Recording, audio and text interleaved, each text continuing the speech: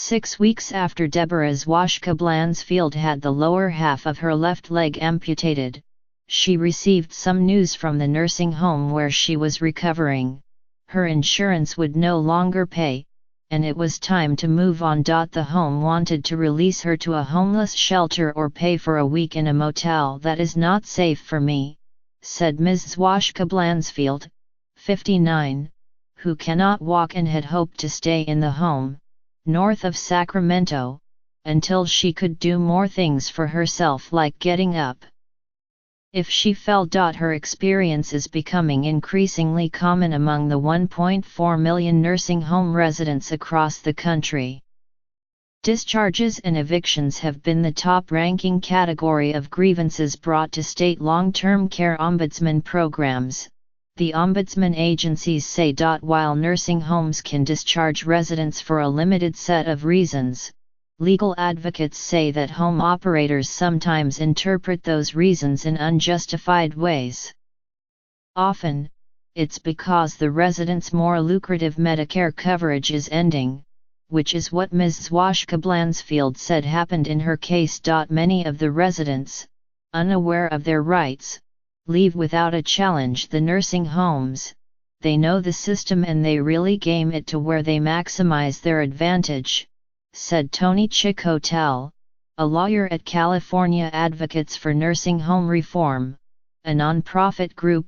Complaints about evictions have caught the attention of federal regulators, who are now seeking ways to step up enforcement of the federal laws that protect residents of the nation's 15,000 nursing homes. In December, federal regulators sent a memo to state officials across the country who inspect nursing homes for compliance with federal standards, saying they would begin examining discharges that appeared to violate the rules. David R. Wright of the Federal Centers for Medicare and Medicaid Services said in the memo that wrongful evictions were of great concern because they could be unsafe or traumatic for patients, uprooting them from familiar settings and moving them far from family and friends. The number of complaints about the discharge and evictions of residents was rising through 2015, the most recent year for which data is available. That year, there were 9,192 complaints about the discharge and eviction of nursing home residents, out of a total of 140,145 complaints, according to the Department of Health and Human Services. But some legal advocates said they believed these figures understated the problem, since many residents do not contest their discharge. Even as the Trump administration has said it is looking for ways to address improper evictions, it has scaled back the use of fines against nursing homes that harm individuals, in keeping with the administration's broader deregulation push. Mr. Chicotel, the advocacy group lawyer, said that the federal regulations governing nursing homes were already strong but that enforcement was weak. Even when nursing homes are cited for violations, he said, they frequently get a modest fine, and it's often a cost of doing business. Dr. David R. Gifford, a senior vice president of the American Health Care Association, a trade group for nursing homes, said the perception that residents were being moved against their will for financial reasons was wrong. There's a tension in the regulations, Dr. Gifford said. They clearly state that if someone can harm themselves or others, either through infections or their behavior or whatever, the individual can be discharged.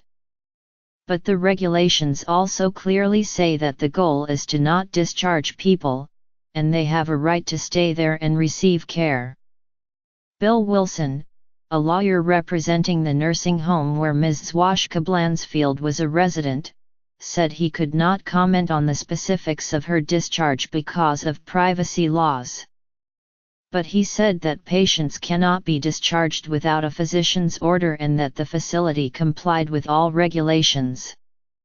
He also said the home unequivocally denies that it wrongfully discharged the patient. Federal law stipulates that a nursing home must follow the same policies and practices for the discharge and transfer of residents, regardless of source of payment. But, legal advocates say, nursing homes often begin to pressure residents to leave when their Medicare coverage, which pays nursing homes at a higher rate but for a limited period, is close to ending. This happens to patients who have been sent to homes for rehabilitation or therapy, which is often covered by Medicare. Elderly residents who are deemed difficult or require extra assistance and who may cost more overall are more frequently discharged as well, advocates said. Reimbursement rates for Medicare and Medicaid differ substantially, according to the National Investment Center for Seniors Housing and Care, a nonprofit group that collects data on the industry. Nursing homes receive about $200 a day for a Medicaid patient on average, compared with about $500 for a patient in the traditional Medicare program and $430 for a Medicare patient in a managed care plan.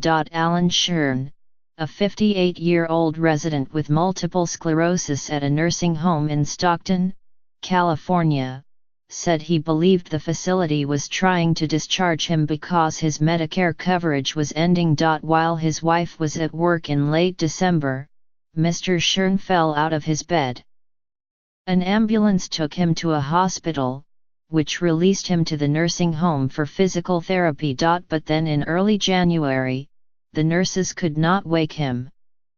They sent him back to the hospital, which found that he had a bladder infection and pancreatitis, and he had to start using a catheter. After he returned to the nursing home, it told him that his insurance would soon stop paying and that he should move to an assisted living facility, where, he said, he would receive a lower level of care.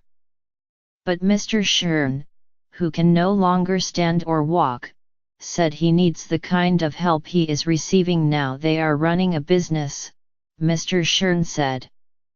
I get that, but it seems they forget the patient element in all of this.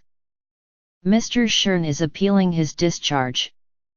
A spokeswoman for his nursing home, citing privacy laws, said she could not comment on specific patients.